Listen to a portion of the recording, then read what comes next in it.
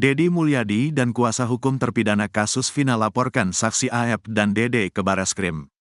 Kuasa hukum 7 terpidana kasus pembunuhan Vina dan Eki melaporkan saksi AF dan Dede ke Bareskrim Mabes Polri, Rabu, tanggal 10 Juli tahun 2024, hari ini.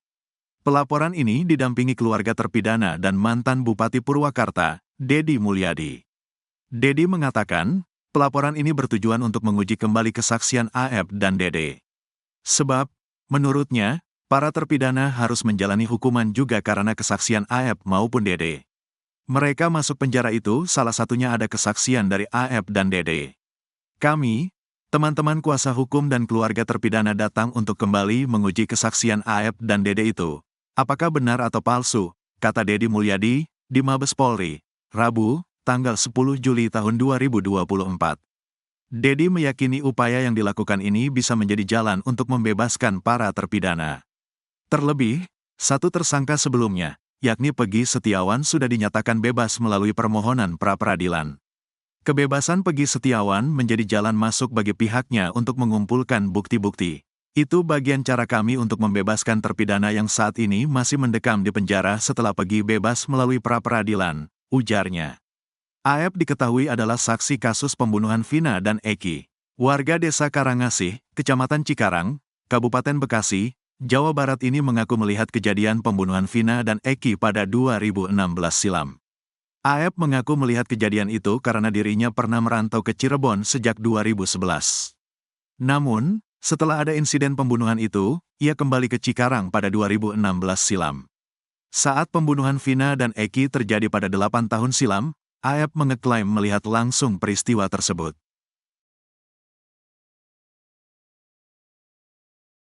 AF diam-diam sering ke Polda Jabar sebelum Peggy bebas. Keberadaan AF, saksi mata kasus pembunuhan Vina dan Eki di Cirebon, akhirnya diungkap oleh bibinya, Sopiah. Menurut pengakuan Sopiah, AF ternyata diam-diam sering bolak-balik ke Polda Jabar. AF kerap memenuhi panggilan Polda Jabar sebelum Peggy Setiawan dibebaskan. Saat menyambangi Polda Jabar di Bandung, AF pun kerap tinggal di rumah bibinya di Bekasi. Terakhir di sini, Bekasi, semenjak kejadian rame ini, suka dipanggil oleh Polda Jabar, kata Sopiah dikutip dari Kompas TV, Jumat, tanggal 12 Juli tahun 2024. Bukan sekali dua kali, kata Sopiah, AF sudah sering dipanggil oleh Polda Jabar. Udah sering bolak-balik ke Bandung, kata dia. Namun Sopiah mengaku tidak tahu keberadaan AF saat ini, apalagi setelah Peggy Setiawan dibebaskan. Sekarang gak tahu di mana, udah gak pernah kesini, jelasnya. Ia menuturkan, memang awalnya kedua orang tua AF tinggal di Bekasi bersama Sopiah. Namun keduanya pindah ke Pleret, Purwakarta. Sementara AF kerap berpindah-pindah, dan tak jarang tinggal bersama bibinya di Bekasi. Namanya bocah itu, AF, kan di mana aja. Buktinya kerjanya di Cirebon, namanya usaha di mana aja mungkin begitu, jelas dia. Sopiah pun mendengar kabar bahwa AF akan dilaporkan atas dugaan pemberian keterangan palsu. Dirinya pun hanya bisa pasrah dengan pelaporan itu. Gimana ya, emak-emak berdoa aja, gak tahu masalahnya, gak tahu apa-apa, kata dia. Apalagi menurut dia, AF sudah tidak pernah ke rumahnya lagi. Udah gak dapat kabar, emak gak tahu masalah itu, keberadaan AF, tuturnya. Dipertemukan dengan pemilik warung, AF bolak-balik ke Polda Jabar sepertinya untuk pengembangan kasus Vina Cirebon. Rupanya AF juga sempat dipertemukan dengan pemilik warung Madura di dekat TKP kasus Vina. Ia dipertemukan dengan AF yang mengaku membeli rokok di warungnya pada malam kejadian. Pertemuan AF dengan pemilik warung itu dilakukan sebelum Peggy Setiawan dibebaskan. Kepada Dedi Mulyadi, pemilik warung mengaku didatangi penyidik. Kedatangan penyidik dari Polda Jabar itu, setelah warungnya disambangi oleh Dedi Mulyadi. Pemilik warung itu kemudian dipertemukan dengan AF yang tidak memakai masker. Pak, katanya AF sering beli rokok ke Bapak kenal sama AF, kata pemilik warung diikuti dari YouTube Dedi Mulyadi. Saat melihat wajah AF tanpa masker, pemilik warung pun mengenali wajahnya. Kalau orang ini saya kenal Pak wajahnya, kalau namanya tidak tahu, rumahnya gak tahu, jelas dia. Setelah itu, kata dia, AF diminta untuk pergi lagi. Pemilik warung meyakini bahwa pada malam kejadian itu tidak ada peristiwa yang diceritakan oleh AF. Ia ingat betul ada pembeli yang mengabarkan bahwa ada kecelakaan di flyover Talun. Namun ia kaget saat mendapat keesokan harinya bahwa kecelakaan itu ternyata pembunuhan. Apalagi saat dikabarkan kalau mayatnya dibawa dari SMP 11 ke flyover Talun. Berarti lewat depan warung saya, tapi tidak ada apa-apa malam itu, jelas dia. Bahkan menurut dia, polisi yang memanggilnya juga tidak percaya dengan keterangan Aep. Polisinya aja gak percaya sama Aep, katanya masa bisa lihat jarak 40 meter, tandasnya.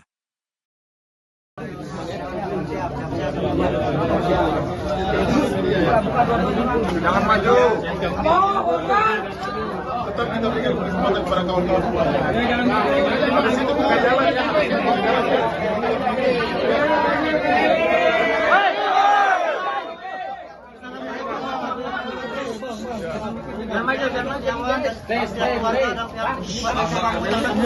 Terima kasih banyak pada seluruh Bang, kamera bang.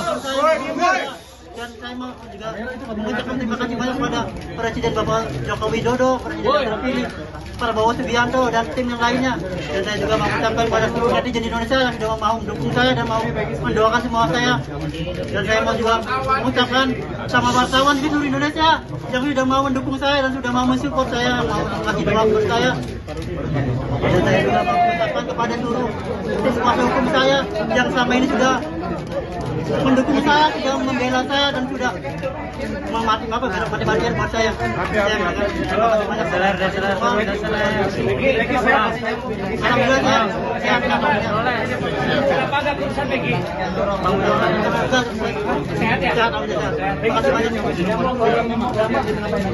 di sini seperti biasa, seperti ya ibadah paling terus sehari-hari paling tidur, makan tidur aja. Makan tidur itu. Ini ngomong apa tadi ke ibu? Ibu terima kasih banyak karena atas doa-doa beliau. Saya jadi Allah mengabulkan semua doa-doa saya dan ya terima kasih banyak sudah bisa dibilang kata-kata. Saya sangat bahagia. Semoga takdir kebenaran ini bisa terungkap. Amin.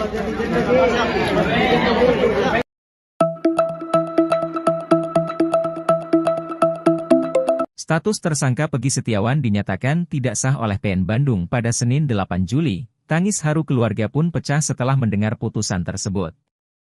Adapun sidang putusan pra-peradilan ini disampaikan Hakim Tunggal Eman Sulaiman, ia menyatakan penetapan tersangka Peggy tidak sah dan batal demi hukum.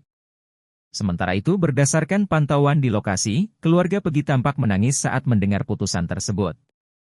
Bahkan keluarga Peggy langsung melakukan sujud syukur, seketika suasana sidang juga menjadi riuh dan tak kondusif. Di sisi lain, salah satu kuasa hukum Peggy, Marwan Iswandi mengaku sangat puas dengan putusan PN Bandung yang mengabulkan pra-peradilan kliennya. Marwan menilai keadilan benar-benar ditegakkan dalam permohonan pra-peradilan Peggy. Sementara itu Polda Jabar juga bereaksi atas putusan ini. Kabid Hukum Polda Jabar, Kombes Nur Hadi katakan pihaknya bakal patuh terhadap putusan hakim.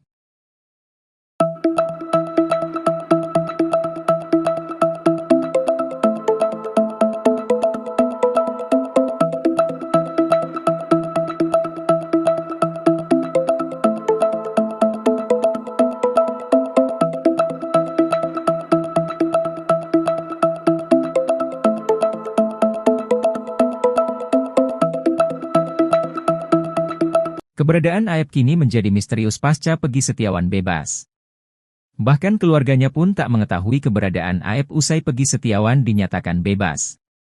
Aep merupakan salah satu saksi yang mengatakan bahwa Peggy Setiawan berada di lokasi pembunuhan Vina dan Eki. Kesaksian Aep bahkan membuat Ibtu Rudiana menangkap Eko Ramadhani, Eka Sandi, Jaya, Hadi Saputra, Sudirman, Saka Tatal, Supriyanto. Bahkan kini mereka dihukum penjara seumur hidup. Kini setelah Peggy Setiawan bebas, Aep justru menghilang. Aep bahkan tak ada di rumah keluarganya, Kampung Pilar, Desa Karangasih, Kecamatan Cikarang Utara, Kabupaten Bekasi, Jawa Barat. Menurut keluarganya, Aep pergi dari rumah sejak kesaksiannya tentang Peggy Setiawan ramai diperbincangkan. Kini di rumah tersebut hanya ada orang tua, kakak dan sepupunya saja. Menurut keluarga, Aep memang kerap berpindah tempat untuk merantau mencari pekerjaan. Seperti yang dilakukannya saat di Cirebon dengan bekerja sebagai tukang cuci mobil.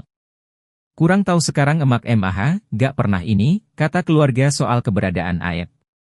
Pakar psikologi forensik Reza Indragiri mengaku sudah pernah ke lokasi pembunuhan Vina dan Eki di Jalan Perjuangan Cirebon. Reza Indragiri menguji kesaksian Aep yang mengaku melihat Peggy Setiawan dan para pelaku pembunuhan Vina dan Eki dari jarak 100 meter dengan kondisi gelap.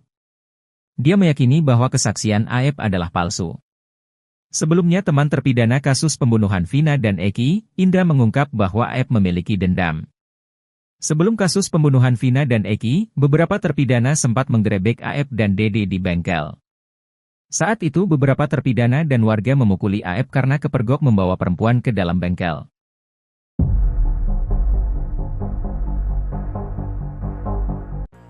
Kecurigaan mulai membanjiri kasus pembunuhan Vina dan Eki menjelang putusan sidang pra-peradilan. Putusan sidang itu akan disampaikan oleh Hakim Tunggal Eman Sulaiman di Pengadilan Negeri Bandung pada Senin 8 Juli 2024. Kuasa hukum Peggy meyakini bahwa status penangkapan tersangka terhadap kliennya tidak sah. Bahkan, muncul kecurigaan usai jalannya sidang yang digelar pada Senin 1 Juli hingga 5 Juli kemarin. Salah satu kecurigaan itu diungkap oleh mantan Kabar Reskrim Polri, Komjen Purnawirawan Susno Duaji. Susno justru menaruh kecurigaannya kepada salah satu saksi kasus pembunuhan Vina dan Eki, yakni Aep. Susno meyakini bahwa 11 orang terpidana yang ada di BAP didapatkan Ibtu Rudiana, ayah Eki, dari keterangan Aep. Apalagi Aep pernah menyebut aksi pelemparan batu terhadap Vina dan kekasihnya Eki pada 2016 silam. Tak hanya Aep, Susno turut menyeret nama Dede dan Bel-Bel untuk ikut diperiksa. Susno menilai penyidik harus kembali ke awal mula penyelidikan kasus tersebut. Ia juga meminta penyidik harus membuka CCTV terkait kasus tersebut. Terlebih, dirinya mendengar bahwa anak buah Ibtu Rudiana yang telah menyita CCTV tersebut. Susno juga meminta Peggy Setiawan asal Cianjur juga ikut diperiksa agar kasus tersebut terang benderang.